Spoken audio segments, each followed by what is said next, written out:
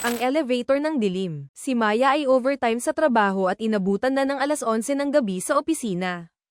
Habang pauwi, sumakay siya sa lumang elevator ng gusali. Walang ibang tao, kaya't napabuntong hininga siya at pinindot ang ground floor. Habang bumababa ang elevator, biglang tumigil ito sa ikapitong palapag, kahit hindi naman niya pinindot iyon.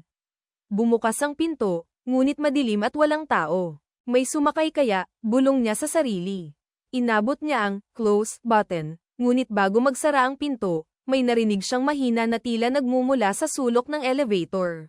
May tao ba dyan? Tanong niya.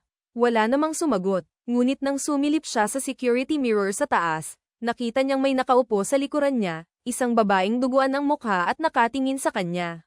Sa sobrang takot, pinindot niya ang lahat ng button para huminto ang elevator. Ngunit patuloy itong bumababa hanggang basement, kahit hindi iyon pinindot ni Maya.